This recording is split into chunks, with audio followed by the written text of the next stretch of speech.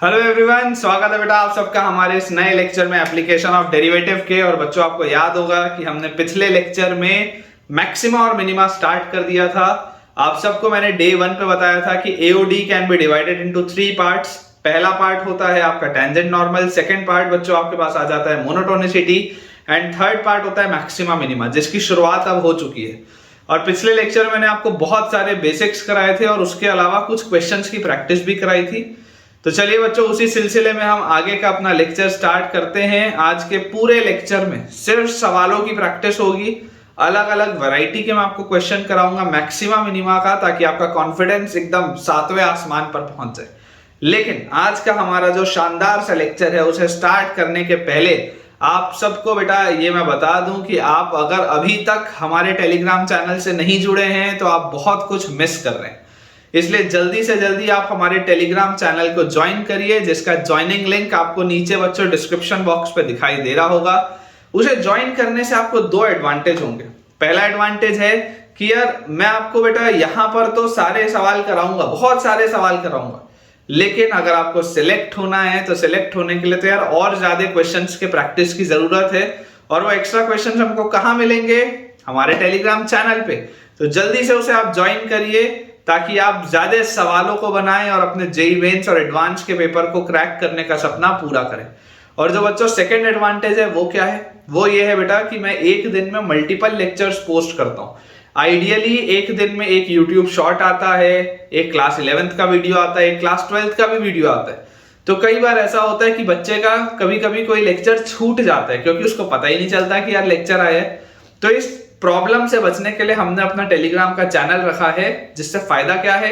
जिससे फायदा हमको यह है कि उस चैनल में जब भी मैं कोई एक नया वीडियो पोस्ट करूंगा यूट्यूब पे, उस चैनल में बेटा हमेशा एक क्रिएटिव जाएगा कि आज इतने बजे इस टॉपिक का एक वीडियो पोस्ट हुआ है, ताकि आप बच्चों को हमेशा जानकारी रहे और आपका कभी भी कोई भी लेक्चर छूटे ना। तो जल्दी से ज्वाइन करिए, डिस्क्रिप्शन बॉक्स में आपको उसका लिंक दिख रहा है।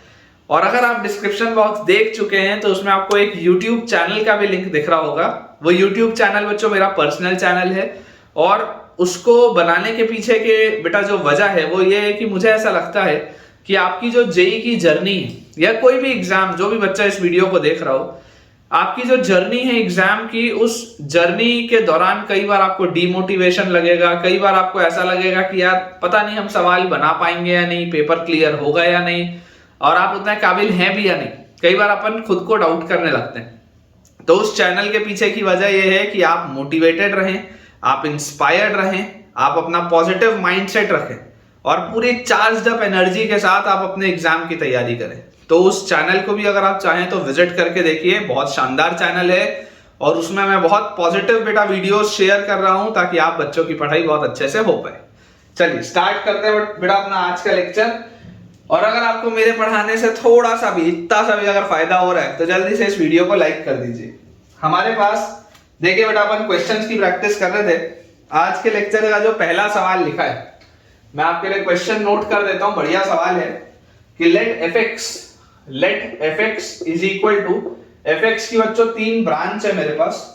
पहली ब्रांच है फ्रैक्शनल पार्ट ऑफ -x, दूसरी ब्रांच है 1 - x² और तीसरी ब्रांच है ब्रैकेटेड x।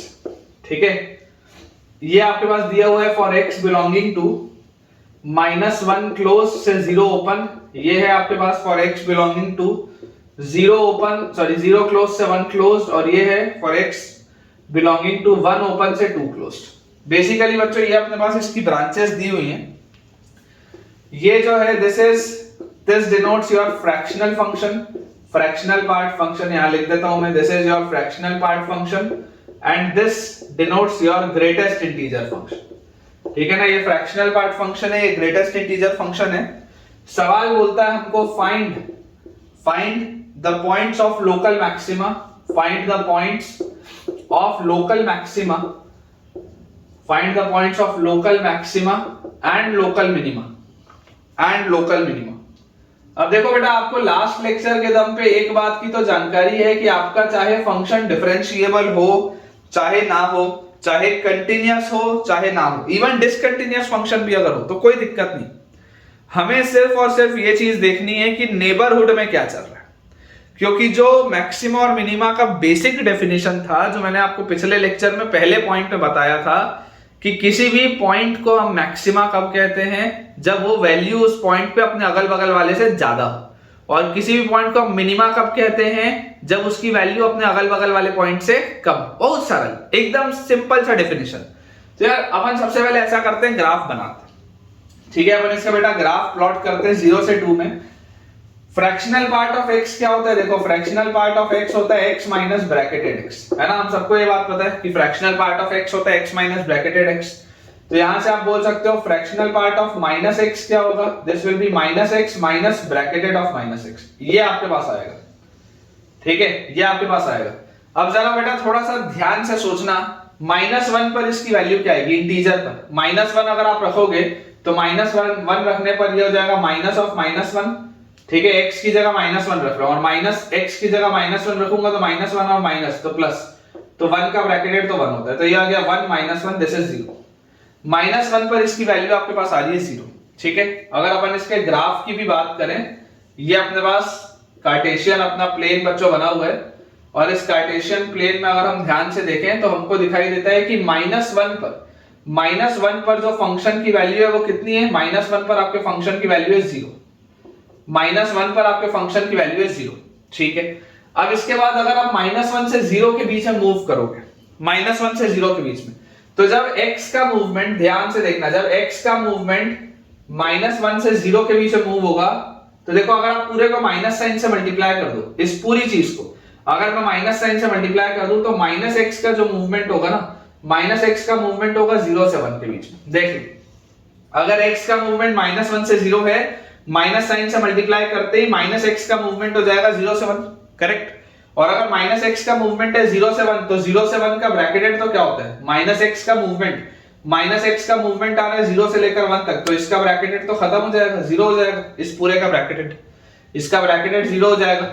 मतलब कि ये -x जो है 0 से 1 के बीच में, यहां पर बेटा देखो, ये जो आपके पास -x था वो 0 से 1 के बीच में मूव कर रहा था, तो अब ये फ्रैक्शनल पार्ट ऑफ -x क्या बचा? फ्रैक्शनल पार्ट ऑफ -x बचा -x।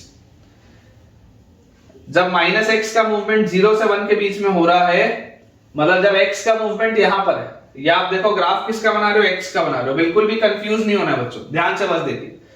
x का जब मूवमेंट -1 से 0 हो रहा है, तो इसका मतलब था कि -x का मूवमेंट 0 से 1 हो रहा होगा, तो ये वाला ब्रैकेटेड आपका खत्म हो गया। तो अब जो फ्रैक्शनल पार्ट ऑफ -x आपके पास आ रहा है, फ्रैक्शनल पार्ट ऑफ -x का ग्राफ कैसा होगा? -x के जैसा होगा। जब x का मूवमेंट ये होगा -1 से 0, तो इसका ग्राफ होगा -x जैसा। तो -x वाली लाइन आपके पास कैसी होती है बेटा? -x वाली लाइन होती है इस तरीके की, ये आपके पास आएगा ग्राफ, और 0 पे आएगा यहां पर आपके पास ओपन, ऐसा ग्राफ बनेगा। देखो, this is y equal to -x, ये y इक्वल टू -x वाली लाइन है, ठीक है ना। आप ये अगर x के रिस्पेक्ट में प्लॉट करेंगे तो ये y इक्वल टू -x वाली लाइन है, और ये लाइन कब आ रही है? जब x का मूवमेंट -1 से 0 है। अगर x का मूवमेंट -1 से 0 है, तो फ्रैक्शनल पार्ट ऑफ -x होता है -x, तो ये y इक्वल टू -x वाली लाइन है। -1 पर इसकी वैल्यू 0 थी, -1 पर इसकी वैल्यू 0 थी, ये अपन ने कर लिया। अब देखते हैं 0 से 1 में, जैसे ही आप 0 यहां पर रखोगे, 0 पर इसकी वैल्यू कितनी आएगी? 1 आएगी, ठीक है। 0 पर इसकी वैल्यू बच्चों आपके पास 1 आ जाएगी। देख लो, यहां पर ये जो -x वाली लाइन आपके पास चल रही है, ये -x वाली लाइन आपके पास चल रही है, -1 पर इसकी वैल्यू 1 थोड़ी ना आ रही है, हॉलो है ना। -1 पर इसकी वैल्यू 1 नहीं आ रही, -1 पर इसकी वैल्यू 0 आ रही है, ठीक है। और 0 पर इसकी वैल्यू देखो कितनी आ रही है? 0 रखने पर आपके पास इसकी वैल्यू आ रही है 1। अब आपके पास है ये 1 - x², 1 - x² मतलब कि ये पैराबोला, और माउथ ओपनिंग डाउनवर्ड्स पैराबोला, क्योंकि x² का कोफिशिएंट नेगेटिव है, ऐसा उल्टा पैराबोला होगा, ठीक है। तो यहां से ये ऐसा डिक्रीजिंग होगा, कहां तक डिक्रीजिंग होगा? 1 तक। 1 पर इसकी वैल्यू क्या होगी? 0, 1 पर इसकी वैल्यू होगी 0, मतलब ये ऐसा इसका ग्राफ है, ठीक है। इस तरीके का बच्चों इसका ये ग्राफ है, ऐसा, ये अपने पास आ गया। और जैसी ये चीज हमारे पास आई, अब आपको बोला जा रहा है 1 से लेकर 2 तक ये ब्रैकेटेड x है, 1 से लेकर 2 तक ये ब्रैकेटेड x है। तो बच्चों जरा सोच के देखो, 1 से अगर आप 2 के बीच में कुछ भी रखोगे, आप 1 से 2 के बीच में यहां पर कुछ भी रखोगे, ब्रैकेटेड की वैल्यू हमेशा क्या आएगी? 1 आएगी। तो यहां से 1 से लेकर 2 तक आप कुछ भी रखें, ब्रैकेटेड की वैल्यू आपके पास आएगी 1।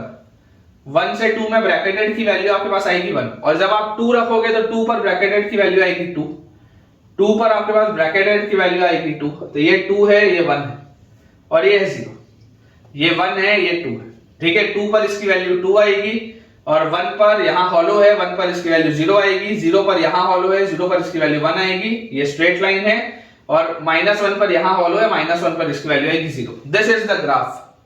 मेरे हिसाब से तो यार ग्राफ बनाने के लिए नंबर मिल जाने चाहिए, ठीक है, क्योंकि बच्चों को ग्राफ बनाने में ही प्रॉब्लम आती है।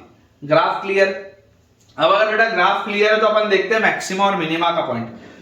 क्लियरली आपको दिख रहा है कि ये मतलब जबरदस्त तरीके से डिसकंटिन्यूअस है, मतलब इससे ज्यादा डिसकंटिन्यूअस और क्या बोलोगे, है ना। इसने सारी हदें पार कर दी है डिसकंटिन्यूटी की, एकदम पूरा डिसकंटिन्यूअस फंक्शन है। अपन देखते हैं लोकल मैक्सिमा।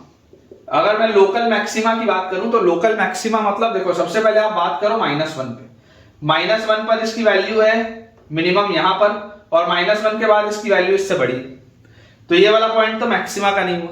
ये बात तो श्योर है आपकी, मैक्सिमा का तो पॉइंट नहीं है, क्योंकि बगल वाली वैल्यू बड़ी। मैक्सिमा के लिए अगल बगल वाली वैल्यू छोटी होनी चाहिए। इधर देखो -1 पर इसकी वैल्यू 0 है और उसके बाद इसकी वैल्यू उससे बड़ी है, दिस इज नॉट मैक्सिमा। 0 पर अगर मैं देखूं तो 0 पर इसकी वैल्यू है 1, 0 से जस्ट पहले इसकी वैल्यू छोटी है, 0 के जस्ट बाद भी इसकी वैल्यू छोटी है। तो एक बात तो समझ में आती है कि x = 0 तो है आंसर। मैक्सिमा में x = 0 तो आंसर है, क्योंकि 0 से जस्ट पहले जो वैल्यू है वो भी छोटी है और 0 के जस्ट बाद जो वैल्यू है वो भी छोटी है। बिल्कुल सही बात। 1 पर क्या है, 1 से जस्ट पहले वैल्यू बड़ी है, 1 के बाद भी वैल्यू बड़ी है, तो यार ये भी मैक्सिमा का पॉइंट तो नहीं, this is not a point of maxima. 2 पर क्या हो रहा है, तो 2 तो यार बाउंड्री पॉइंट है। 2 अगर बाउंड्री पॉइंट है तो आप 2 के सिर्फ पहले देखोगे, 2 के बाद तो कुछ भी नहीं। तो 2 के पहले वाली जो वैल्यू है वो उससे छोटी है, 2 पर उससे वैल्यू बड़ी है, तो x = 0 और 2, लोकल मैक्सिमा। अब हम बात करते हैं लोकल मिनिमा की। लोकल मिनिमा, तो अगर बेटा हम बात करें लोकल मिनिमा की, तो यार -1 पर देखो, -1 पर अगर आप देखोगे बाउंड्री पॉइंट है, इसके बगल वाली वैल्यू इससे बड़ी है, तो -1 पर लोकल मिनिमा आएगा, बिल्कुल सही बात है। अच्छा 0 पर तो आपके पास मैक्सिमा आ चुका है, 1 पर देखो, 1 पे इधर वाली वैल्यू इससे बड़ी है और 1 के बाद वाली वैल्यू इससे बड़ी है, तो 1 पर भी लोकल मिनिमा आएगा। तो अपन ने बेटा पॉइंट्स लिख लिए हैं, ठीक है। ग्राफ तो अपन ने पहले मैं देख लेता हूं, जो ग्राफ मैंने बनाया है मेरे हिसाब से तो यार ये ग्राफ बिल्कुल परफेक्ट है, ठीक है। लोकल मैक्सिमा का पॉइंट हमारे पास आएगा 0 और 2, बिल्कुल सही। लोकल मिनिमा का बच्चों पॉइंट हमारे पास आएगा -1 और 1, बिल्कुल सही। एंड आई होप बेटा आपको ये वाला पॉइंट बहुत अच्छे तरीके से समझ में भी आ गया होगा। नेक्स्ट बच्चों हमारे पास जो इसमें क्वेश्चन लिखा हुआ है, ये वाले सवाल के बाद अगला सवाल बेटा हमारे पास लिखा है कि if fx is equal to sin cube x plus lambda sin square x, if fx is equal to sin cube x plus lambda sin square x has exactly one local maxima, has exactly one local maxima and local minima, has exactly one local maxima and local minima in x belonging to -π/2 open से π/2 open, has exactly one local maxima and local minima in x belonging to -π/2 से π/2, then find the range of lambda, then find the range of lambda। ये अपने पास बच्चों सवाल लिखा, ठीक है। अच्छा क्वेश्चन है, इसमें भी स्टार लगाएंगे, बहुत ही जबरदस्त सवाल है, गलतियां होती है अक्सर, मैं बोलूंगा 99.9% बच्चे इस सवाल में गलती कर देते हैं। देखिए ध्यान से, आपको बोला जा रहा है it has exactly one local maxima and local minima, एक ही है, लोकल मैक्सिमा भी केवल एक है, लोकल मिनिमा भी केवल एक है, एक ही। इसका मतलब आप बोल सकते हैं कि fx must have only two extreme values, ये बात आप सबसे पहले बोल सकते हैं। fx की वैल्यू बेटा केवल दो ही एक्सट्रीम वैल्यू होनी चाहिए, एक लोकल मैक्सिमा की और एक लोकल मिनिमा की। एक लोकल मैक्सिमा है और एक लोकल मिनिमा है, इसका मतलब केवल दो एक्सट्रीम वैल्यूज fx की होनी चाहिए, ठीक है। तो इसका मतलब है f'(x = 0) must have exactly two solutions, क्योंकि अगर दो एक्सट्रीम वैल्यू आपके पास आ रही हैं तो जब आप f'(x) करेंगे, क्योंकि डिफरेंशिएबल फंक्शन है, डिफरेंशिएबल फंक्शन नहीं होता तो बात अलग थी, डिफरेंशिएबल फंक्शन है मतलब f dash x equal to 0 must have exactly two solution, दो ही सॉल्यूशन आपके पास होने चाहिए f dash x equal to 0 के। तो देखिए f डैश x आएगा क्या, f डैश x आपके पास आ जाएगा यहां से sin क्यूब x में 3 sin स्क्वायर x और sin x का cos x, 3 sin square x और sin x का cos x plus lambda into sin square x का 2 sin x और sin x का cos x, ये अपने पास आएगा और इसकी वैल्यू आपके पास आ रही है 0। इसमें आपको बोला जा रहा है कि इसके केवल दो सॉल्यूशन होने चाहिए। तो यार यहां से अगर बेटा आप ध्यान से देखेंगे, अगर आप sin x cos x को बाहर निकालें, क्योंकि आपको दिख रहा है कि sin x cos x common है दोनों में, sin x cos x को अगर मैं बाहर निकालूं तो अंदर मेरे पास बच जाता है 3 sin x plus 2 lambda. sin x cos x को अगर मैं बाहर निकाल लूं तो अंदर मेरे पास बच जाता है 3 sin x प्लस 2 लैम्डा, ये बचता है और ये इक्वल टू 0 आपके पास करना है और इसके आपके पास दो ही सॉल्यूशन आने चाहिए। अब थोड़ा बच्चों ध्यान से अपन समझने की कोशिश करेंगे कि अगर आप साइन का ग्राफ देखें तो साइन का ग्राफ ऐसा होता है, पीछे इस साइड का ऐसा ग्राफ होगा, this is the graph of sin x। आपको इंटरवल बोला जा रहा है -π/2 से π/2, आपको बच्चों इंटरवल बोला जा रहा है -π/2 से π/2, तो -π/2 से π/2 में साइन की वैल्यू एक बार यहां पर 0 होगी x इक्वल टू 0 पर, x इक्वल टू 0 पर तो ये 0 हो जाएगा, एक ही बार हो रहा है, एक तो मिल गया आपको। अच्छा अगर मान लो मैं cos का ग्राफ बनाऊं, cos का बेटा अगर हम ग्राफ बनाएं तो cos का ग्राफ आपके पास होता है इस तरीके का, ऐसा डिक्रीजिंग होता है, यहां पे भी इस तरीके का आपका ग्राफ होता है, this is the graph of cos। अब अगर बच्चों ये आपके पास cos का ग्राफ आ रहा है तो जरा मुझे सोच के बताओ -π/2 से π/2 के बीच में, -π/2 से π/2 के बीच में क्या cos कभी भी 0 हो सकता है क्या? ये तो कभी भी 0 नहीं हो सकता, दिस इज ऑलवेज पॉजिटिव। -π/2 से π/2 के बीच में यार ये तो हमेशा पॉजिटिव है, बेकार है, ये बेकार चीज है, इससे अपने को कुछ फायदा नहीं है, हटा दो इसको। ये प्रॉब्लम क्रिएट कर रहा है कि यार ये तो x इक्वल टू 0 पे 0 हो गया। अब इसका मतलब क्या है? इसका मतलब ये है कि यहां से आपके पास एग्जैक्टली वन सॉल्यूशन आना चाहिए, क्योंकि इसके टोटल दो सॉल्यूशन चाहिए थे। दो सॉल्यूशन मतलब दो एक्सट्रीम वैल्यू मतलब एक मैक्सिमम और एक मिनिमम। अभी मैं इसमें डबल डिफरेंशिएशन की बात नहीं कर रहा हूं, मैं तो सिर्फ आपको ये बोल रहा हूं कि यार दो सॉल्यूशन इसके होने चाहिए, दो एक्सट्रीम वैल्यूज होनी चाहिए। तो एक यहां से तो आपके पास आ गई x इक्वल टू 0 पे, दूसरा यहां पर ये जो लिखा है 3 sin x plus 2 lambda, this must have exactly one solution, इसका केवल एक सॉल्यूशन आना चाहिए। तो अगर बेटा आपके पास इसका केवल आपको एक सॉल्यूशन चाहिए, तो केवल एक सॉल्यूशन का क्या मतलब है कि ये जो 3 sin x की वैल्यू है ये -2 लैम्डा के बराबर होनी चाहिए और sin x की वैल्यू हो जानी चाहिए -2 लैम्डा/3। अब इसमें गलती क्या होती है मैं आपको बता रहा हूं, पहले इसको सॉल्व करते हैं। अगर sin x की वैल्यू -2 लैम्डा/3 है तो देखो x का मूवमेंट था -π/2 से π/2। जब आप बेटा -π/2 से π/2 में मूव करेंगे, जब आप बेटा -π/2 से π/2 में मूव करेंगे तो आप खुद देख सकते हैं कि -π/2 से π/2 के बीच में, इसको मैं यहां से मिटा देता हूं, आप बेटा देखो खुद देख सकते हैं कि -π/2 से लेकर π/2 के बीच में इसकी वैल्यू -1 से 1 के बीच में मूव करेगी, sin x की वैल्यू -1 से 1 के बीच में मूव करेगी, तो this belongs to -1 open to 1 open. तो यहां से अपने पास क्या आ जाएगा, -2 लैम्डा की वैल्यू हो जाएगी -3 से 3 और लैम्डा की वैल्यू हमारे पास आ जाएगी -2 से, जैसे आप डिवाइड करोगे तो -3/2 से लेकर 3/2 तक, ये आपके पास आ जाएगा लैम्डा का वेरिएशन। बच्चे जनरली ये आंसर दे जाते हैं, आपको पूछा जा रहा है ना find the range of lambda, बच्चा ये आंसर दे जाता है जनरली। लेकिन इसमें एक गलती है, क्या गलती है, आपको बेटा दो सॉल्यूशन चाहिए, आपको टोटल इसमें कितने सॉल्यूशन चाहिए, दो। तो अगर बच्चा आपको टोटल इसमें दो सॉल्यूशन चाहिए तो इसका मतलब क्या है, इसका मतलब बहुत सिंपल सा है कि यार ये जो पूरी की पूरी चीज मेरे पास लिखी हुई है फॉर टू सॉल्यूशंस बच्चों, आपके पास आपको लैम्डा की वो वैल्यू भी हटानी पड़ेगी जहां पर x इक्वल टू 0 इसका सॉल्यूशन हो। मतलब आप इमेजिन करो जब x इक्वल टू 0 होगा तो x इक्वल टू 0 जब आप यहां पर रखोगे तो आपके पास सेकंड ब्रैकेट क्या मिलेगा, फॉर लैम्डा इक्वल टू 0। जब बेटा आप लैम्डा की वैल्यू 0 रखेंगे तो लैम्डा की वैल्यू 0 रखते ही यार यहां से आपके पास देखो क्या मिलेगा, ये वाला जो फैक्टर होगा, ये वाला फैक्टर आपके पास हो जाएगा 3 sin x। यार ये भी तो 0 होगा for x equal to 0 only, ये भी तो x इक्वल टू 0 पे 0 होगा। मतलब मैं आपको क्या बोलना चाह रहा हूं, ध्यान से सुनना, मैं आपको बेटा ये बोलना चाह रहा हूं कि x इक्वल टू 0 तो बाहर वाले फैक्टर में से आ रहा है x की वैल्यू, मतलब ये अंदर वाले फैक्टर में से x की दूसरी वैल्यू आनी चाहिए। इसको आप अपने वर्ड्स में फ्रेम करके लिख लेना जो मैं समझा रहा हूं, लेकिन अभी ध्यान से सुनो।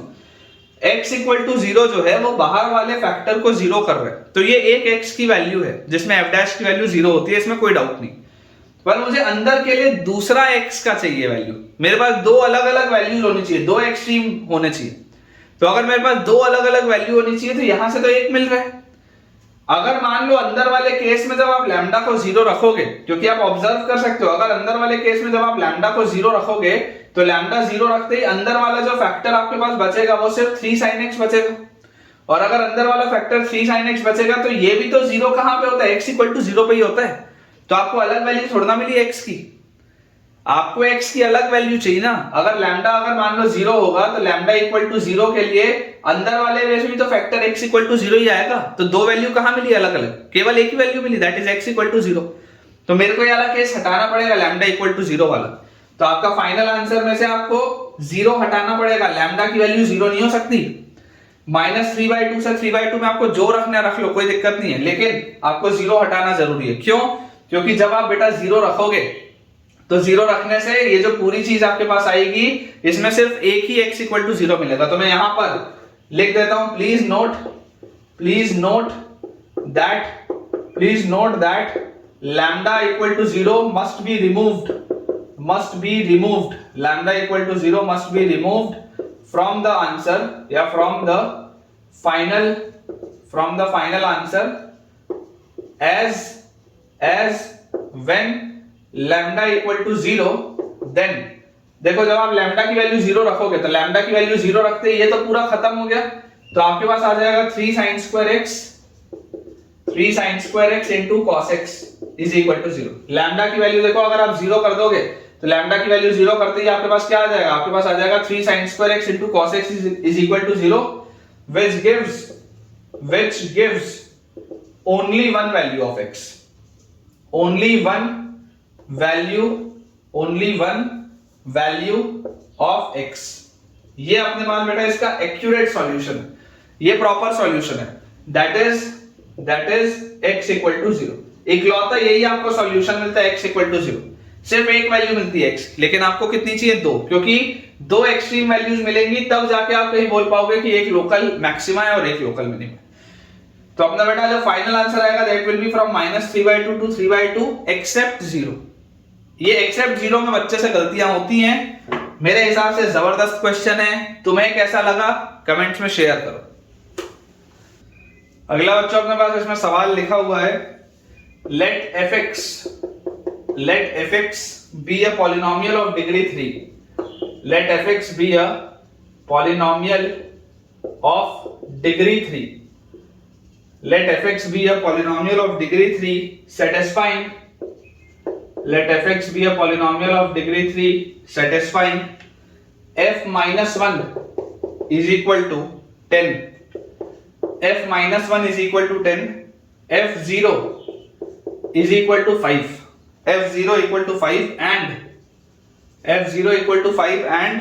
fx has local maxima and fx has local maxima at x equal to -1, at x equal to -1 ये अपने पास दिए, and f dash x has local minima and f dash x has local minima at x equal to 1। तो question है find fx, ठीक है। ये अपने पास बच्चों सवाल दिया हुआ है, फाइंड fx, आपको f का इक्वेशन बताना है। चाहता तो उसके आगे कोई भी वैल्यू पूछ सकता था कि f3 या f4 या f5 ऐसे किसी की वैल्यू बताओ, ऐसा ही पूछ सकता था। अब इस सवाल में इंपॉर्टेंट चीज क्या है, अप्रोच बहुत इंपॉर्टेंट है। एक नॉर्मल बच्चा पता है क्या सोचेगा, नॉर्मल बच्चा बोलेगा कि सर fx एक पॉलिनोमियल फंक्शन है डिग्री 3 का, तो मेथड वन जो बच्चा बोलेगा वो बोलेगा कि fx को सर आप मान लो ax³ + bx² + cx + d। आप कर सकते हो लेकिन मेहनत लगेगी। 4 इक्वेशन है, है ना, 4 वेरिएबल है तो आपको 4 इक्वेशन लगेगा, मेहनत लगेगी। देखो f-1 10 दिया है एक इक्वेशन, f0 5 दिया है दूसरा इक्वेशन, fx का लोकल मैक्सिमा मतलब इसको आप जब डेरिवेटिव करोगे तो वहां से एक इक्वेशन, और f' का लोकल मिनिमा 1 पे है तो वहां से एक इक्वेशन। 4 इक्वेशन 4 वेरिएबल, सॉल्वेबल तो है लेकिन विल टेक टाइम, इसमें समय लगेगा, दिस विल टेक टाइम। आप सॉल्व कर सकते हैं, सॉल्वेबल है, 4 इक्वेशन है 4 वेरिएबल है, सॉल्वेबल है, कोई प्रॉब्लम नहीं।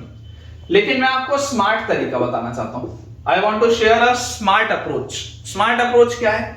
स्मार्ट अप्रोच बच्चों इसमें यह है कि यार आप ऐसा देखो, fx क्यूबिक है, समझना fx एक क्यूबिक है। अब अगर fx क्यूबिक है तो f' क्या होगा? f' एक क्वाड्रेटिक होगा, इसमें तो कोई डाउट नहीं होना चाहिए, f' एक क्वाड्रेटिक होगा, और f" एक लीनियर होगा, f" एक लीनियर होगा। ये बात आती है समझ में कि f" फंक्शन, हाँ सर बात तो सही है, लीनियर होगा। यहां ये स्टेटमेंट पढ़ो, क्या लिखा है? f' has a local minima at x equal to 1। f' का लोकल मिनिमा है x इक्वल टू 1 पर, f' का लोकल मिनिमा है x इक्वल टू 1, तो अप्रोच क्या होगा? अप्रोच मैं ये बोलता हूं कि अगर fx का मिनिमा होता है x इक्वल टू 1 पर तो f' 0 होता। समझो, अगर fx का minima x equal to a पर है तो f' को आप 0 बोलते हो ना, कि अगर fx का एक्सट्रीम वैल्यू है, चाहे मिनिमा चाहे maxima, at x equal to a तो f' 0 होता है। मैं सेम चीज बोल रहा हूं, f' का अगर local minima x equal to 1 पर है तो अप्रोच आपको समझ में आना चाहिए कि f'1 must be equal to 0। ये आपका अप्रोच है। fx has a local minima at x equal to 1 मतलब f'1 जो होगा इसका डिफरेंशिएशन, तो इसका डिफरेंशिएशन f' होगा at x equal to 1, this will be 0। और f' क्या है? f' एक लीनियर फंक्शन, f' अगर एक लीनियर फंक्शन है तो क्या मैं ऐसा बोल सकता हूं कि f'(x) must be k into x minus 1। सोच के देखो, ये लीनियर फंक्शन है, लीनियर फंक्शन है, x इक्वल टू 1 पर ये 0 हो रहा है, x इक्वल टू 1 रखोगे 0 हो जाएगा, तो f'(x) क्या आ गया? k into x minus 1 होगा। यहां से आप उल्टा चलो इंटीग्रेट करते हुए, इसको सॉल्व करना आसान पड़ेगा, इसको सॉल्व करने में थोड़ी सी मेहनत लग सकती है, इसको सॉल्व करना आसान पड़ेगा। कैसे सॉल्व करेंगे? अगर बेटा ये बहुत इंपॉर्टेंट है, स्टार लगा लो, हर कोई नहीं बताता, हर कोई नहीं बताता, ये अप्रोच बहुत इंपॉर्टेंट है। नॉर्मली बेटा टीचर्स ये वाला अप्रोच फॉलो करते हैं, 4 इक्वेशन 4 वेरिएबल, बच्चे को बोल देते हैं बेटा सॉल्व करके आगे बढ़ जाओ, लेकिन ये जेई एडवांस है, दिस इज जेई एडवांस, ठीक है, ये आपको सोचना है। अगर आप f'(x) को मान लीजिए k टाइम्स x minus 1 बोल देते हैं, अब आप इसको अगर इंटीग्रेट करेंगे तो इसको इंटीग्रेट करने पर आपको f'(x) क्या मिलेगा? f'(x) मस्ट बी ये kx है, तो kx मतलब kx²/2 इंटीग्रेट किया, और ये माइनस k है तो माइनस k मतलब माइनस kx और plus some constant of integration c, मान लेते हैं कुछ कांस्टेंट ऑफ इंटीग्रेशन c आएगा। हमको यहां पर देखो क्या दिख रहा है, fx has local minima at local maxima at x equal to -1।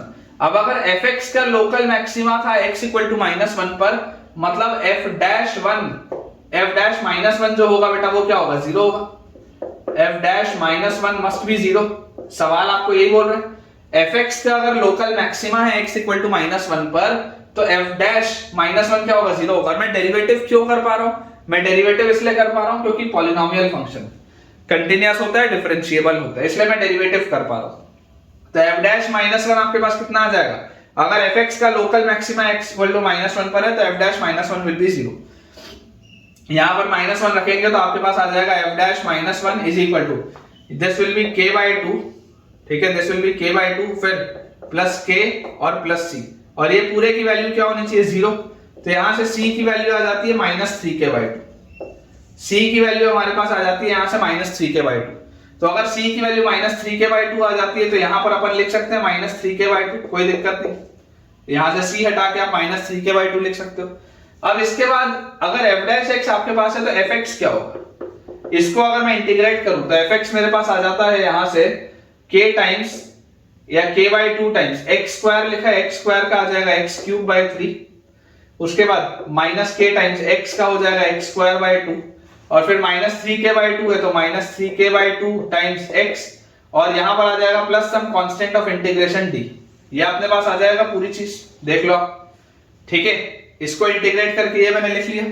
मुझे बोला जा रहा है f0 की वैल्यू 5 है, तो f0 की वैल्यू अगर 5 है तो यार 0 रखते ही ये 0 जीरो रखते ही ये जीरो, जीरो रखते ही ये भी जीरो और प्लस डी, इसकी वैल्यू है 5, तो यहां से डी की वैल्यू तो निकल आई 5। अब अगर डी की वैल्यू बच्चों 5 आ गई तो fx की वैल्यू आपके पास कितनी आई, fx की वैल्यू आ गई kx³/6, kx³/6 minus kx²/2 minus kx²/2, फिर minus 3k/2 into x, minus 3k/2 into x और प्लस डी, तो प्लस 5, ये अपने पास लिखा है। तो अगर बेटा ये हमारे पास लिखा हुआ है तो अब फाइनली इक्वेशन के f-1 की वैल्यू 10 है, f-1 की वैल्यू 10 है, मतलब f-1 अगर मैं निकालूंगा this will be equal to 10 और -1 रखते ही this will be -k/6 minus k/2, -1 रखते ही प्लस 3k/2 और प्लस 5। तो यार यहां से देखो 3k/2 माइनस k/2 कितना होता है 2k/2, this is k minus k/6 is 5k/6, तो 5k/6 plus 5 is equal to 10। तो यहां से बच्चों अपने पास आ जाता है 5k/6 इज इक्वल टू 5, 5 से 5 कटा तो this gives us k is equal to 6। हो गया क्या सॉल्व?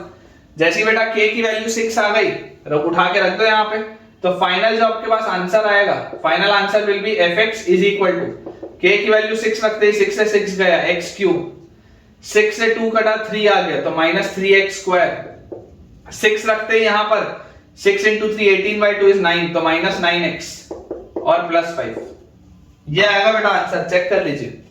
fx की वैल्यू अपने पास आ जाएगी x³ माइनस 3x², बिल्कुल सही है, -9x प्लस 5, बिल्कुल सही है बेटा।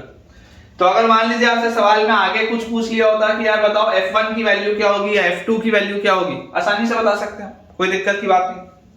ठीक है, ऐसे सवाल बेटा लाइकिंग में होते हैं मेंस और एडवांस में, न्यूमेरिक रिस्पांस इसमें बहुत शानदार बनते हैं सवाल। This is a typical JEE advance question, difficult नहीं है लेकिन इसी पैटर्न के सवाल आप एक्सपेक्ट कर सकते हैं आपके पेपर में आएंगे। अगला बेटा अपने पास इसमें सवाल लिखा हुआ है कि let f is a function defined from r to r be defined as कैसे बच्चों फंक्शन को डिफाइन किया गया मैं आपको बता देता हूं। fx is equal to branches है बेटा इसकी 3, e raise to the power 1 plus x minus e raise to the power x, फिर है e raise to the power 1 minus x minus 1 और लास्ट है आपके पास x प्लस ln x। ठीक है, ये अपने पास बच्चों इसकी 3 ब्रांचेस दी हुई हैं और यहां पर अगर आप ध्यान से इसको देखें तो बेटा ये डिफाइंड है from minus infinity is less than 0 और यहां पर x आएगा बेटा, minus infinity is less than x is less than equal to 0, ये अपने पास पहला है। फिर है 0 is less than x is less than 1 और उसके बाद है 1 is less than equal to x is less than infinity. ये अपने पास बच्चों इसकी डिफाइनिंग है और क्वेश्चन है then fx has, if f is defined as this then fx has 4 बेटा ऑप्शंस है मेरे पास, मैं आपके लिए ऑप्शंस लिख देता हूं। Local maxima at x equal to 0, local maxima at x equal to 0 but x equal to 1 is neither local maxima nor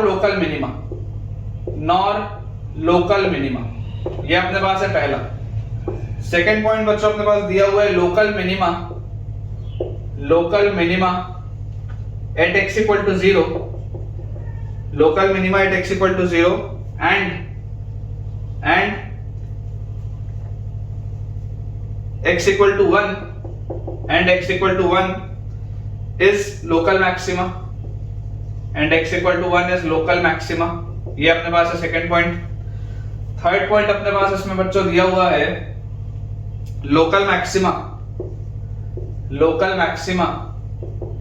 eight x equal to 0 and x equal to 1 और last point हमारे पास दिया हुआ है local minima at x equal to 0 and x equal to 1। ये अपने पास बेटा 4 options दिए हैं। ठीक है, ऑब्जर्व करेंगे ध्यान से कि ये भी जो आपके पास देखो फंक्शन दिए हुए हैं, ब्रांचेस हैं अलग अलग और इसका ग्राफ बनाया जा सकता है। ऐसा बिल्कुल भी नहीं है कि आप इसका ग्राफ नहीं बना सकते, आप बिल्कुल इसका ग्राफ बना सकते हैं। ऑब्जर्व क्या करना है, देखिए अगर मैं सबसे पहले देखूं वो पहली वाली जो मेरे पास ब्रांच है ये e raise to the power 1 plus x minus e raise to the power x, ये बेसिकली क्या लिखा हुआ है, e raise to the power x अगर आप कांस्टेंट लेंगे तो e माइनस 1 लिखा हुआ है, e raise to the power x बाहर लेंगे तो e माइनस 1। यार ये तो सिंपल एक इंक्रीजिंग फंक्शन है, बेसिकली e की पावर x के साथ क्या मल्टीप्लाइड है, कांस्टेंट मल्टीप्लाइड है ना, e माइनस 1 क्या होता है, कांस्टेंट होता है, तो है तो बेसिकली e की पावर x का ही ग्राफ, उसमें सिर्फ एक कांस्टेंट मल्टीप्लाइड है। तो जरा सोच के बेटा ध्यान से देखिए, अगर आप इसका ग्राफ देखेंगे, ठीक है, अगर बेटा मैं इसका ग्राफ आपके लिए बनाऊं तो इसका ग्राफ मुझे बोलता है कि यार e की पावर x का ग्राफ यहां से चालू होता है, ठीक है, x को जब आप माइनस इंफिनिटी रखोगे तो ऑलमोस्ट ये 0 से स्टार्ट होता है और ये ऐसा इंक्रीज करेगा ग्राफ, और ये ग्राफ इंक्रीज कहां तक करेगा, 0 तक करेगा, और 0 पर इसकी वैल्यू क्या आएगी, 0 रखते ही आपके पास इसकी वैल्यू आएगी e माइनस 1, ठीक है, 0 पर इसकी वैल्यू आ जाएगी e माइनस 1। तो इतना ग्राफ तो अपने को क्लियर है, इसमें तो कोई प्रॉब्लम नहीं। उसके बाद अपने पास देखो क्या लिखा हुआ है, इसको मिटा देते हैं, पहली ब्रांच तो हो गई। सेकंड ब्रांच में हमारे पास लिखा हुआ है 0 से 1 के बीच में e की पावर 1 माइनस x माइनस 1, तो this is e by e की पावर x माइनस 1, ये अपने पास लिखा हुआ है, यही अपने पास चीज लिखी हुई है। अब बेटा आप इसको ऑब्जर्व करो, आप इस फंक्शन को ऑब्जर्व करो, e की पावर x जो होता है, e की पावर x जो होता है वो एक इंक्रीजिंग फंक्शन होता है, e की पावर x अगर एक इंक्रीजिंग फंक्शन होता है तो दिस इंप्लाइज 1 बाय e की power x is a decreasing function. 1 by e की पावर x कैसा होता है, डिक्रीजिंग फंक्शन होता है, तो ये जो पूरा फंक्शन होगा ये एक डिक्रीजिंग फंक्शन होगा, क्योंकि this is e by e की पावर x और माइनस सम कांस्टेंट, तो ये है तो पूरा का पूरा डिक्रीजिंग फंक्शन, ये बात तो श्योर है कि this function is also a decreasing function. अब आप जरा सोच के बताइए, जब आप 0 रखेंगे, देखिए 0 तो आपने यहां पर रखा, जब आप 0 प्लस रखेंगे तो 0 प्लस रखते ही ये जो पूरी चीज होगी 1 माइनस 0 मतलब ये 1 की तरफ जा रहा होगा, तो e की पावर 1 मतलब ये e माइनस 1 की तरफ जा रहा है, तो ग्राफ चालू तो यहीं से होगा। आपको मैंने स्केचिंग बताई है कर्व की, और आपको ये भी दिख रहा है कि अब 0 से 1 के बीच में ये ग्राफ कैसा है, डिक्रीजिंग है, 0 से 1 के बीच में ये ग्राफ डिक्रीजिंग है, और उसके बाद 1 पर इसकी वैल्यू किधर जा रही होगी, तो देखो जब आप 1 रखोगे, 1 हालांकि आप रख नहीं सकते, लेकिन अगर आप 1 के पास जाओगे तो 1 माइनस 1 0 होता है, e की पावर 0 1 होता है, 1 माइनस 1 0 होता है, तो यार ये पूरी चीज 1 मतलब किसके तरफ जा रही है, 0 की तरफ। 1 पर बच्चों ये पूरी चीज आ रही है 0 की तरफ, देखो मैंने हॉलो रखा है। अब आपको समझना है कि यार ये ऐसा कॉन्केव डाउन है कि कॉन्केव अप है, ये कॉन्केव डाउन है कि कॉन्केव अप है, तो वो आप बहुत आसानी से देख सकते हैं। देखिए आपके पास जो ग्राफ है ये e की पावर 1 माइनस x माइनस 1, ठीक है, अगर आप इसको डिफरेंशिएट करेंगे तो इसको डिफरेंशिएट करने पे देखो आपके पास क्या आ जाएगा, इसको डिफरेंशिएट करते e की power 1 minus x as it is, और माइनस x का माइनस 1, और ये माइनस 1 खत्म, तो this will be equal to 0, तो यहां से मेरे पास आ जाएगा e की power 1 minus x is equal to 0, तो आपके पास यहां से x की वैल्यू क्या, ये बताओ कभी भी 0 हो सकता है क्या, ये तो यार कभी भी 0 हो ही नहीं सकता, एक्सपोनेंशियल फंक्शन, इसका डिफरेंशिएशन ये आएगा यार, ये तो हमेशा क्या होगा, this will always be a negative quantity, क्यों, क्योंकि e की पावर 1 माइनस x जो होता है, e की पावर 1 माइनस x क्या होता है, e की पावर 1 माइनस x एक पॉजिटिव क्वांटिटी होती है, एक्सपोनेंशियल, और उसके साथ माइनस साइन, तो ये नेगेटिव क्वांटिटी आएगी। अगर ये नेगेटिव क्वांटिटी आएगी तो डिक्रीजिंग फंक्शन तो होगा, उसमें तो कोई डाउट नहीं है। उसके अलावा अगर आप देखोगे डबल डैश इसका आप करोगे तो इसको डबल डिफरेंशिएट करने पे e की पावर 1 माइनस x वैसे का वैसा ही, और अगेन माइनस x का माइनस 1, तो ये अब ये प्लस में आ गया, तो यार इसका डबल डिफरेंशिएशन पॉजिटिव आ रहा है। अब डबल डिफरेंशिएशन पॉजिटिव कब आता है, डबल डिफरेंशिएशन पॉजिटिव आता है बेटा जब आपके पास ये कॉन्केव डाउन होता है, सॉरी जब ये कॉन्केव अप होता है, इस तरीके का जब होता है तभी तो डबल डिफरेंशिएशन पॉजिटिव आता है ना, f डबल डैश पॉजिटिव आएगा मतलब मिनिमा है, दिस इज कॉन्केव अप, तो ये आपके पास कर्व कैसा बनेगा, ये इस तरीके से ऐसा डिक्रीज करेगा, देखिए आप ध्यान से, ठीक है, हालांकि इससे देखो फर्क नहीं पड़ता है, ग्राफ को आंसर को फर्क नहीं पड़ता है, लेकिन मैं आपकी एक्यूरेसी चेक कर रहा हूं, है ना, ग्राफ को फर्क नहीं पड़ता, आप चाहो तो ऐसा भी डिक्रीज कर सकते हो, ऐसे भी डिक्रीज कर सकते हो, फर्क नहीं पड़ेगा, आंसर हो ही जाएगा, लेकिन परफेक्शन की तरफ अपन को आगे बढ़ना है, ठीक है। तो देखो ये आपके पास इस तरीके से आ गया डिक्रीजिंग में। अब इसके बाद ये आपके पास 0 पर 1 पर इसकी वैल्यू आ रही है 0 के पास, अब एग्जैक्ट 1 पे इसकी वैल्यू क्या है, एग्जैक्ट 1 पे इसकी वैल्यू ln1 0 होता है, और 1 एग्जैक्ट 1 पर इसकी वैल्यू 1 है, तो ये e माइनस 1 है, e होता है 2.7, तो 2.7 माइनस 1 इज 1.7, मतलब एग्जैक्ट 1 पे इसकी वैल्यू यहां पर कहीं पे आएगी, यहां पर कहीं पर इसकी वैल्यू 1 होगी, ठीक है, एग्जैक्ट 1 पर इसकी वैल्यू 1 आएगी।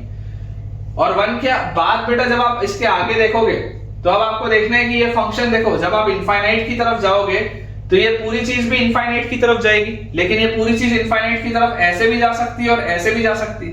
It can be concave down also and it can be concave up also. तो सबसे पहले तो आप ये देखो ये होगा तो इंक्रीजिंग, इसके आगे ये एक इंक्रीजिंग फंक्शन होगा। तो सबसे पहले आप इसको डिफरेंशिएट करिए। इसको जैसे आप डिफरेंशिएट करेंगे तो आपके पास आएगा 1/1 + x, ये आएगा इसका डिफरेंशिएशन। आप क्लियरली देख सकते हैं कि f डैश की वैल्यू पॉजिटिव आएगी इस इंटरवल में, इसकी वैल्यू अगर बेटा पॉजिटिव आएगी इस इंटरवल में मतलब आपका फंक्शन तो इंक्रीजिंग है। अब वो इंक्रीजिंग कॉन्केव डाउन में भी हो सकता है, कॉन्केव अप में भी हो सकता है। तो आप इसका डबल डिफरेंशिएशन करिए, ये गायब हो जाएगा 1/x का -1/x²। क्लियरली आप देख सकते हैं कि f डबल डैश जो है वो नेगेटिव आ रहा है। अगर f डबल डैश नेगेटिव आ रहा है तो f डबल डैश नेगेटिव कब आता है? When there is a point of maxima, मतलब दिस इज कॉन्केव डाउन। तो ये ऐसा आपके पास बनेगा, ठीक है ना। इनफाइनाइट के पास जब आप जाओगे तो इस तरीके का आपके पास ग्राफ आएगा, this will B concave down, concave down, ठीक है। ऐसा अपने पास ग्राफ बनेगा, इंक्रीजिंग तो है ही। तो यार ये इसका कर्व है, एक बार मैं पहले तो ग्राफ चेक कर लेता हूं कि ग्राफ अपन ने सही बनाया है या नहीं। तो बेटा ग्राफ अपन ने बिल्कुल करेक्ट बनाया है, ग्राफ बिल्कुल सही है ना, बहुत बढ़िया। मुझे ऐसा लगता है कि मैं खुद को ही शाबाशी दे दूं, ग्राफ सही बन गया अपना, फिर स्टार लगा लो यार। और अगर आप में से कोई बच्चे ने खुद से इसका ग्राफ सही बनाया हो, क्योंकि थोड़ा सा पेचीदा सा है, तो यार आप अपने तरफ अपनी बेटा पीठ में मेरी तरफ से शाबाशी रखिए यार, बहुत बढ़िया। अगर आपने खुद से ग्राफ सही बनाया तो बहुत अच्छी बात है। और अगर आप ये ग्राफ खींच सकते हैं तो अब दुनिया का आप कोई भी ग्राफ खींच सकते हैं। आप ये मान के चलिए कि अगर आपको ये सिंगल डिफरेंशिएशन और डबल डिफरेंशिएशन का कंसेप्ट समझ में आता है तो कैसा भी ग्राफ हो आप आराम से बना सकते हैं। खैर यहाँ पर बेटा देखते हैं, हम देखिए पॉइंट आपके पास क्या है, क्रिटिकल पॉइंट आपके यहाँ पर बात हो रही है x = 0 और x = 1 पर। आप 0 पर देखो, 0 पर अगर आप देखोगे तो 0 से जस्ट पहले वैल्यू छोटी है, 0 से जस्ट बाद वैल्यू छोटी है, तो 0 तो मैक्सिमा का पॉइंट है। अगर 0 मैक्सिमा का पॉइंट है तो ये तो बोल रहा था लोकल मिनिमा खत्म, ये बोल रहा था लोकल मिनिमा खत्म, ठीक है। ये लोकल मैक्सिमा बोल रहे हैं 0 पर, ये भी लोकल मैक्सिमा बोल रहे हैं 0 पर, इतना तो ठीक है।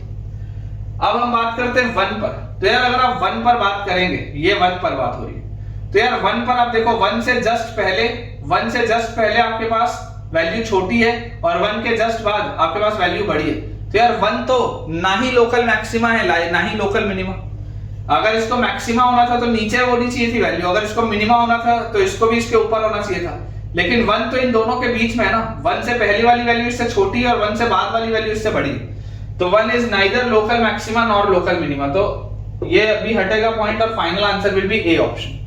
जबरदस्त क्वेश्चन है बेटा, जबरदस्त। अगर आप ये एक सवाल बना लेते हैं सही तो मैं बोलता हूं कि आपके मोर और लेस सारे कंसेप्ट इसमें क्लियर हो जाएंगे। देखिए बेटा अपने पास क्वेश्चन लिखा हुआ है, let fx is equal to sin square x minus a cos x. Let fx is equal to sin square x minus a cos x. फिर है if fx has exactly one maxima. If fx has exactly one maxima. If fx has exactly one maxima in 0 to pi, then find the range of a. Then find the range of a. ये अपने पास बच्चों सवाल है, देखेंगे ध्यान से। लिखा हुआ है कि let fx is equal to sin square x minus a cos x if fx has exactly one maxima. अब अगर इसका केवल एक मैक्सिमा चाहिए, इसका मतलब क्या है? This implies कि f dash x equal to 0 should have exactly one solution. ये इसका मतलब होता है कि f dash x equal to 0 should have exactly one solution. अगर आप fx का इकलौता बेटा एक ही मैक्सिमा चाहते हैं, मतलब आप एक ही एक्सट्रीम पॉइंट चाहते हैं, तो f dash x equal to 0 should have exactly one solution. इस सवाल में मैं आपको एक जबरदस्त चीज और बताऊंगा। पहले तो अपन नॉर्मली इसको सॉल्व करते हैं कि एक नॉर्मल बच्चा इसको कैसे करेगा। तो जैसे ही आपने ये लिखा कि f dash x equal to 0 should have exactly one solution, तो यार f dash x होगा क्या? f dash x will be equal to sin square x का 2 sin x का cos x, और माइनस a cos x है तो minus a cos x का माइनस sin x, तो ये अपने पास आ जाएगा, ठीक है। और जैसी बेटा ये चीज अपने पास आती है तो अपने पास यहां से देखो क्या आ जाएगा, this should be equal to 0 बोला जा रहा है। sin x मुझे कॉमन लेता हुआ दिखता है, तो अपने पास आ जाता है 2 cos x plus a, this is equal to 0, ये लिखा है। अब बोला जा रहा है फ्रॉम 0 टू पाई, एक सेकंड में इंटरवल देख लेता हूं, बिल्कुल सही है, 0 से पाई में। तो 0 से पाई में आप बेटा जरा सोच के देखिए, अगर आप ये इस तरीके से ग्राफ बनाते हैं साइन का और 0 ओपन से पाई ओपन आप लेते हैं, तो क्या साइन एक्स कभी भी 0 हो सकता है क्या? साइन एक्स तो कभी भी 0 नहीं हो सकता, ये तो हमेशा पॉजिटिव क्वांटिटी होगी, इन 0 टू पाई हमेशा ही पॉजिटिव क्वांटिटी होगी, तो ये तो बेकार हो गया। इसका मतलब cos x की वैल्यू क्या होनी चाहिए? cos x की वैल्यू होनी चाहिए -a/2। इसका मतलब है कि cos x की वैल्यू होनी चाहिए -a/2। और cos x कहां से कहां मूव करता है? अगर मैं बात करूं cos x के ग्राफ की, तो यार cos x का ग्राफ तो ऐसा होता है, तो अगर cos x का ग्राफ ऐसा होता है 0 से पाई में, तो 0 से पाई में इसका मूवमेंट होता है फ्रॉम -1 टू 1। 0 से पाई में बच्चों इसका मूवमेंट होता है फ्रॉम -1 टू 1, तो cos x का मूवमेंट आ जाएगा -1 से 1, तो -a का मूवमेंट आ जाएगा -2 से 2, और a का मूवमेंट आ जाएगा अगेन -2 से 2। ये अपने पास रिजल्ट आएगा, ठीक है। a का मूवमेंट आएगा -2 से 2, आंसर सही है, आंसर आ जाएगा, ये कोई प्रॉब्लम नहीं है। लेकिन इसमें एक ऑब्जर्वेशन है जो मैक्सिमम लोग आपको नहीं बताते। आप ये समझिए कि आपको इसमें बोला जा रहा था fx has exactly one maxima, how can we ensure, मैं यहां पे क्वेश्चन लिखता हूं, प्लीज नोट, और इसमें मैं पूछ रहा हूं how can we ensure that this has या this represents, how can we ensure that this represents the point of maxima only and not minima, आप में से जो बच्चे बेटा बहुत होशियार होंगे उनके मन में ये सवाल आ रहा होगा, सबके मन में नहीं आता। जो एकदम तेज बेटा बच्चे होते हैं ना, जो इसको ध्यान से सुन रहे होंगे एक एक चीज को, वो यार सोच रहे होंगे कि सर आपने f' इक्वल टू 0 किया, सॉल्व किया, सारी बात सही, अगर मिनिमा होता तब भी तो यही आता। आपको कैसे पता कि मैक्सिमा है? क्योंकि सवाल में तो स्पेसिफिकली मैक्सिमा की बात हो रही है, सवाल में एक्सट्रीम पॉइंट की तो बात ही नहीं हुई, सवाल में बात हुई किसकी? मैक्सिमा की।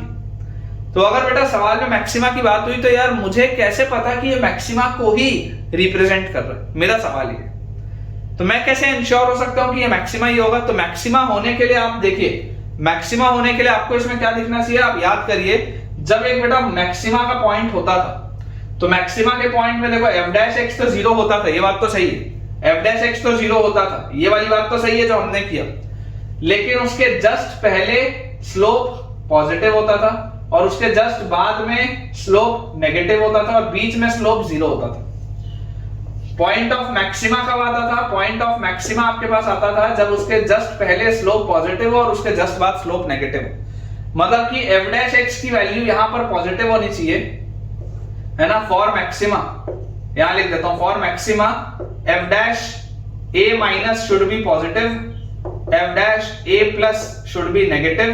a मत लिखो यार, a में तुम कंफ्यूज हो जाओगे, f' ऐसा लिखो, x minus should be positive, f' plus should be negative, है ना, f' should be negative and f' should be equal to 0, ऐसा आप लिखिए, ये कंडीशन होती है मैक्सिमा की। अब देखिए बच्चों, आप सॉल्व किसको कर रहे हैं? आप इसको सॉल्व कर रहे हैं, cos x is equal to -a/2, ये आपके पास ये लिखा हुआ है f', ये आपके पास f' लिखा हुआ है। ऐसा करते हैं, इसको मैं लिख लेता हूं, देखो f' is equal to क्या लिखा हुआ है? this was sin x into 2 cos x plus a, ये लिखा हुआ है अपने पास। इसमें से ही मैं बोलता हूं आप 2 को बाहर निकाल लो, 2 यहां लिख लो और इसको a/2 कर लो, चल जाएगा ऐसे। देखो ये तो पॉजिटिव है हमेशा, दिस इज ऑलवेज पॉजिटिव, इसका तो चक्कर ही नहीं, ये बेचारा तो कोई ईमानदार है, इसका कोई प्रॉब्लम नहीं, ये तो पॉजिटिव है। सारा प्रॉब्लम जड़ ये है, ये क्या होगा इससे मैटर करेगा कि मैक्सिमा है कि मिनिमा है। आप देखो cos x इक्वल टू, आप इसको जब सॉल्व कर रहे हैं cos x प्लस a/2 को, तो ये ग्राफ आपका cos x का है, और आप यहां से अगर इसको देखेंगे cos x equal to -a/2, तो मान लेते हैं ये अपने पास लाइन है y इक्वल टू -a/2। इसी को तो मैंने सॉल्व किया, तो मैंने बोला कि यार आपके पास ये पॉइंट आएगा एक, यहीं से तो मैंने सॉल्व करके निकाला ना कि ये -a/2 वाली लाइन ये इतने हिस्से में कहीं पर भी अगर मूव करेगी, ये -a/2 वाली लाइन इतने हिस्से में बेटा कहीं पर भी अगर मूव करेगी, तो आपके पास यहां से a की वैल्यू -2 से 2 आ जाएगी। बेसिकली ये लाइन इतने हिस्से में कहीं पर भी हो सकती है, ठीक है, ये कहीं पर भी ऐसे हो सकती है, तो यहाँ से आपके पास ये वैल्यू निकल के आती है। मैं आपको ये बोल रहा हूँ कि अगर ये लाइन आपने ऐसे बनाई एक बार, तो आप इसके जस्ट पहले देखो, इसके जस्ट पहले ये वाला जो आपका पॉइंट है, ये आपका एक्स है, इसके जस्ट पहले आप देखो, इसके जस्ट पहले आपके पास cos x बड़ा है और ये वाली लाइन जो है वो छोटी है। इसके जस्ट पहले अगर बेटा मैं बोलूंगा तो cos x क्या है, बड़ा है, और ये वाली लाइन आपके पास नीचे है। तो जब आप cos x प्लस a/2 करेंगे, या आप यहां से अगर देखेंगे cos x is equal to minus a/2, तो इससे जस्ट पहले क्या होगा, ये बड़ा होगा और ये छोटा होगा, ये वाली चीज बड़ी होगी और ये वाली चीज छोटी होगी। तो इसके जस्ट पहले आपके पास क्या आएगा, f डैश x माइनस, ये अगर पॉइंट है x वाला, ये अगर पॉइंट है x वाला, तो f डैश x माइनस आपके पास क्या आएगा, पॉजिटिव आएगा। देख लो, ये पूरी चीज, ये cos x वाली चीज बड़ी है और माइनस a/2 वाली चीज छोटी है, तो ये वाला फैक्टर पॉजिटिव आएगा। इसलिए आप बोल सकते हैं कि x माइनस पर ये पूरी चीज पॉजिटिव आ गई, ये भी पॉजिटिव है, ये भी पॉजिटिव है। सिमिलरली बेटा अगर मैं आपको बोलता हूं कि एट f डैश x, अगर आप यहां पर cos x रखेंगे और cos x की वैल्यू जैसे आप माइनस a/2 बोलेंगे, तो ये पूरी चीज क्या हो जाएगी, जीरो हो जाएगी। तो बीच में तो जीरो हो रहा है, कोई दिक्कत नहीं। What is f dash x plus, जैसे ही आप थोड़ा आगे बढ़ेंगे, थोड़ा आगे बढ़ते ही आप देख सकते हैं cos x छोटा हो गया और माइनस a/2 बड़ा हो गया। तो अगर cos x छोटा हो गया और माइनस a/2 बड़ा हो गया, मतलब अभी वाली पूरी की पूरी चीज क्या हो गई, नेगेटिव हो गई। ये वाली बेटा अब जो पूरी की पूरी चीज है वो क्या हो गई, नेगेटिव हो गई, क्योंकि ये बेसिकली जो लिखा है इसको आप ऐसे बोल सकते हो ना, इसको आप ऐसे बोल सकते हो cos x minus minus a/2। Basically आप इसको सॉल्व कर रहे हो ना, इसका मतलब आप ऐसे लिख सकते हो, इसको आप ऐसे भी लिख सकते हो। बहुत बेसिक सी चीज है बेटा, ठीक है। हालांकि इसकी जरूरत नहीं है, नॉर्मल बच्चा तो इतना आंसर देख के बोल के आगे बढ़ जाएगा, लेकिन इस सवाल का एक वेरिएशन अभी मैं आपको कराऊंगा, उससे मजा आएगा। तो यहां से देखो आपके पास क्या आ जाता है, यहां से बच्चों आपके पास आ जाता है कि यार f डैश x प्लस अगर हम देखें, ये चलो x माइनस दिखाता हूं, f डैश x माइनस आप क्या बोल रहे हो, f डैश x माइनस पे आप बोल रहे हो ये x माइनस है, x माइनस में आप बोल रहे हो cos x बड़ा है माइनस a/2 छोटा है, cos x बड़ा है माइनस a/2 जो है वो छोटा है, तो ये पूरी चीज पॉजिटिव आ रही है। अगर आप f डैश x पे बात करें, x पे, तो cos x और a/2, cos x और माइनस a/2 दोनों बराबर है, तो ये पूरा जीरो हो जाएगा, जो बिल्कुल सही। और जब बेटा मैं x प्लस पे बात करूंगा, तो x प्लस पे आपको दिख रहा है cos x छोटा और माइनस a/2 बड़ा है, ये छोटा है माइनस a/2 बड़ा है, तो ये पूरी चीज नेगेटिव आएगी। तो आप देख सकते हैं बेटा जो स्लोप है वो पॉजिटिव से नेगेटिव में मूव कर रहा है, स्लोप जो है वो पॉजिटिव से नेगेटिव में मूव कर रहा है, पॉजिटिव से नेगेटिव में मूव कर रहा है, मतलब this is the point of maxima only. यहां से मैंने इंश्योर किया कि ये पॉइंट ऑफ मैक्सिमा है। ये जो मैं सवाल लिखा था ना कि how can we ensure that this is the point of maxima only, तो यहां से बच्चों आप बोल सकते हैं कि this is the point of maxima. अब इसमें बेटा जो वेरिएशन आता है, वेरिएशन क्या है, जैसे यहां पर देखो आपको बोला हुआ है कि let fx is equal to sin square x minus a cos x। अब if fx has exactly one maxima in 0 to pi, then find the range of a। मान लो अगर मैंने आपको क्वेश्चन लिखा होता कि यहां पर ये वाली लाइन में नहीं दे रहा, ठीक है, let fx is equal to a in 0 to pi, then find the range of a such that, ये सेकंड क्वेश्चन है, इसी का variation, then find a such that fx has exactly one minima। मान लो अगर मैंने ये सवाल दिया होता such that fx has exactly one minima, तो अगर बेटा मिनिमा की बात हो रही होती ना, तो आप देख सकते हैं कि यार मिनिमा तो कभी आएगा ही नहीं, ये तो पॉइंट ही मैक्सिमा का है। तो अगर ये पॉइंट ही मैक्सिमा का है और अगर आपको पता है कि कभी भी मिनिमा आ ही नहीं सकता, then it means what, it means कि यार यहां से आपके पास इस केस में आंसर क्या आ जाता, इस केस में आंसर आ जाता a belongs to 5।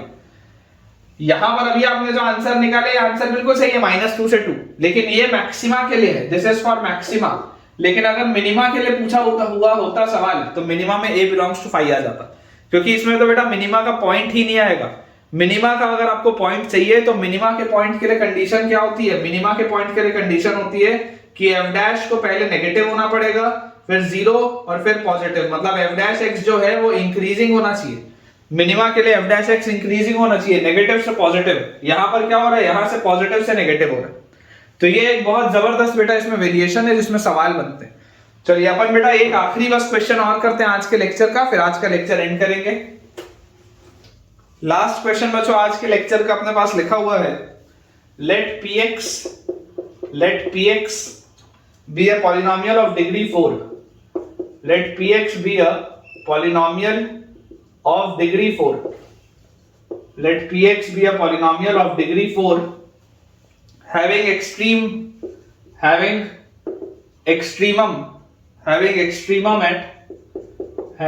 extremum at x equal to 1 and x equal to 2, having extremum at x equal to 1 and x equal to 2 and हमारे पास यहां पर लिखा हुआ है and limit x approaches 0 and limit x approaches 0 1 plus px by x square, 1 plus px by x square is equal to 2, 1 plus px by x square is equal to 2, find p2, find p2, ये अपने पास बच्चों सवाल है, find p2। ठीक है, ये आज के लेक्चर का बेटा लास्ट क्वेश्चन है। अब देखिए, आपको अगर बोला जा रहा है कि px is a polynomial of degree 4, approach क्या होगा मैं आपको अप्रोच समझाता हूं। अब यहां पर बेटा देखो, देखने वाली बात क्या है कि जब आप x को 0 की तरफ लेके जाओगे तो x को 0 की तरफ लेके जाने पर यार ये इंडिटरमिनेट फॉर्म बनना चाहिए। आप इमेजिन करिए बेटा, अगर आप px को, आपको अगर देखो px बोला जा रहा है डिग्री 4 का पॉलिनोमियल है, समझिएगा px अगर डिग्री 4 का पॉलिनोमियल है तो एक नॉर्मल बच्चा इसको बोलेगा ax की power 4 plus bx cube plus cx square plus dx plus e। एक नॉर्मल बच्चा ये बोलेगा px, एक नॉर्मल बच्चा क्या बोलेगा कि px सर ये होना चाहिए। ठीक है, अब अगर ये px होना चाहिए, डिग्री 4 का आपके पास पॉलिनोमियल कर्व है, तो यार इसमें मैं आपको क्या बोल रहा हूं कि px by x स्क्वायर क्या होगा, px by x square will be ये पूरी चीज डिवाइडेड बाय x स्क्वायर, और आप इस पे लिमिट भी लगा रहे हैं। तो अगर बेटा आप इस पे लिमिट भी लगा रहे हैं, इसका मतलब क्या है, इसका मतलब आपके पास ये चीज आ जाती है, this is ax square plus bx plus c plus d by x और plus e by x square, यही आता है आपके पास। और अब अगर मैं आपको बोल रहा हूं कि लिमिट x अप्रोचेस 0 और ये पूरी चीज एग्जिस्ट कर रही, लिमिट x अप्रोचेस 0, बेसिकली देखो ये जो लिमिट x अप्रोचेस 0 है ये 1 पर भी लगा है और इस पर भी लगा है, डिस्ट्रीब्यूट आप कर सकते हैं, डिस्ट्रीब्यूशन वाली प्रॉपर्टी आपको आती है तो आप इसको डिस्ट्रीब्यूट कर सकते हैं, इसमें कोई दिक्कत नहीं।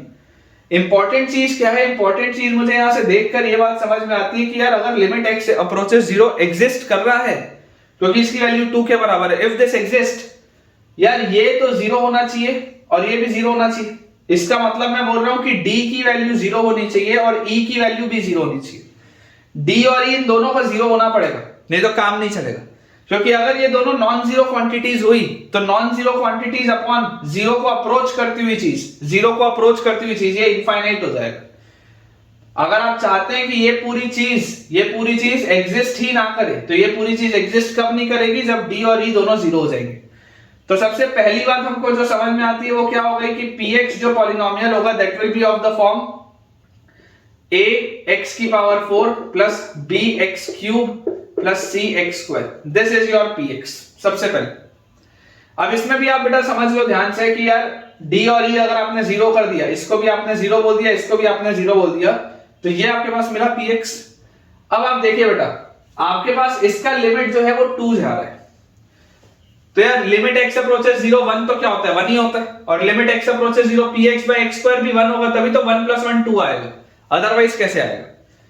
ये 1 plus 1 बेटा 2 कब आएगा, तभी तो आ पाएगा। इसका मतलब आपके पास px by x स्क्वायर का लिमिट आपके पास क्या होना चाहिए, इसकी वैल्यू आपके पास 1 आनी चाहिए। px by x स्क्वायर का लिमिट बच्चों आपके पास 1 आना चाहिए। तो as x अप्रोचेस 0 देखिए ये खत्म, ये c की वैल्यू आपके पास क्या आ जाएगी, 1 आ जाएगी क्या। अगर हमें बोला जा रहा है कि limit x approaches 0 px by x square है और ये पूरी चीज 1 की तरफ जानी चाहिए, इस पर जब आप लिमिट बेटा लगाएंगे तो ये पूरी चीज 1 की तरफ जानी चाहिए, तभी तो ये 1 plus 1 2 आएगा आंसर। तो इसका मतलब क्या हो गया कि ये जो c होगा कांस्टेंट टर्म, जैसे आप x को बेटा 0 की तरफ अप्रोच करेंगे तो जो कांस्टेंट टर्म आपके पास यहाँ पर c दिख रहा है, ये जो c दिख रहा है बेसिकली x स्क्वायर के साथ, ये जो c दिख रहा है, c की वैल्यू क्या आएगी आपके पास, 1 आएगी। तो एक वैल्यू तो बेटा अपने पास आ गई, बिल्कुल सही, ये आ जाएगा आपके पास 1।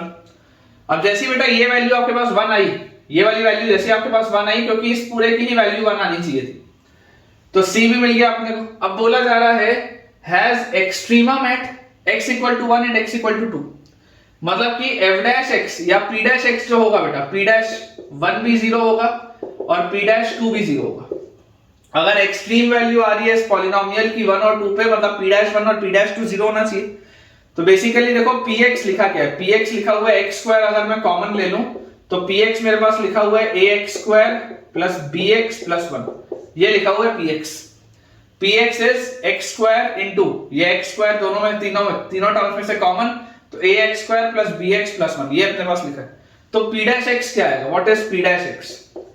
p डैश x की बच्चों अगर मैं बात करूं तो मेरे पास आ जाएगा, अगर आप इसी को देखो डिफरेंशिएट करते हैं इसको, तो p डैश x आपके पास क्या आ जाता है, इसको डिफरेंशिएट करने से आपके पास चीज आ जाती 4ax cube plus 3bx square plus 2cx, यही आता, और c तो 1 है तो बेसिकली 2x आता। मुझे बोला जा रहा है p डैश 1 0 है, तो p dash 1 which is equal to 0, तो इसकी वैल्यू क्या आ जाएगी, 1 रखते ही 4a प्लस 3b प्लस 2, इसकी वैल्यू 0, और p डैश 2 की भी वैल्यू 0 है, मतलब p डैश 2 हमारे पास कितना आ जाएगा, p डैश 2 इज बेसिकली यहाँ पर अगर आप 2 रखेंगे तो 2 क्यूब 8 इंटू 4 इज 32a, फिर 2 रखते हैं 2 स्क्वायर 4 इंटू 3 इज 12b, और प्लस 2 इंटू 2 इज 4, ये अपने पास लिखा है।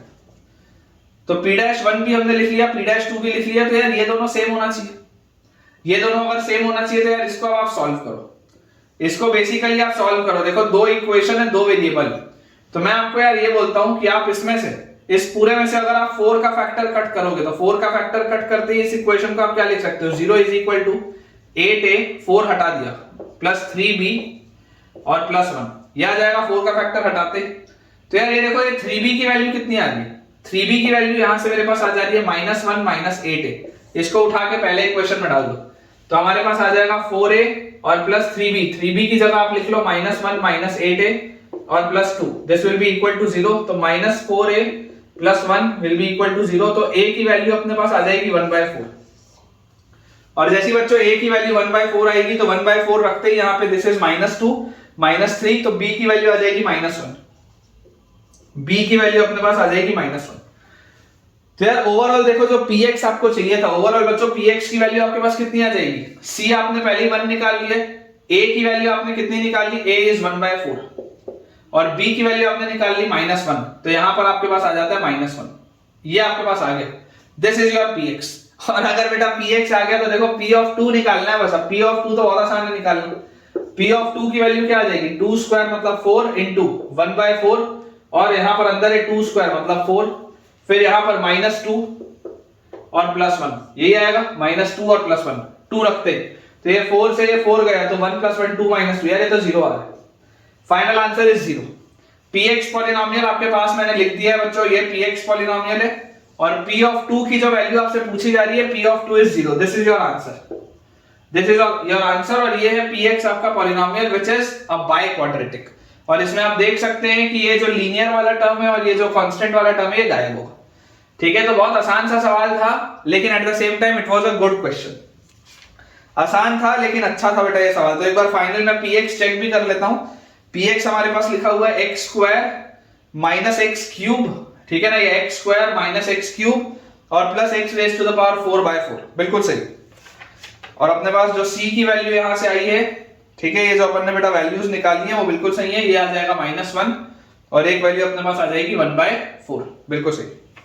तो ठीक है बेटा, विद दिस हम अपने आज के लेक्चर के एंड पे पहुंच चुके हैं, और मुझे उम्मीद है कि आज इतने सारे जो हमने सवाल किए हैं उससे आपका कॉन्फिडेंस लेवल जरूर इंक्रीज हुआ होगा। तो आपको बेटा अगर मेरे पढ़ाने से थोड़ा भी फायदा हुआ तो आज आपने किस चीजों को मुझसे नया सीखा और क्या आपको फायदा हुआ, मुझे कमेंट्स में आप शेयर करें। अगर आपको आज का वीडियो अच्छा लगा हो तो वीडियो को लाइक करें, चैनल को सब्सक्राइब करें, और दोस्तों के साथ, मैक्सिमम अपने दोस्तों के साथ इस चैनल को बेटा शेयर भी करें, ताकि उन सारे बच्चों की पढ़ाई बहुत अच्छे तरीके से हो पाए। Thank you.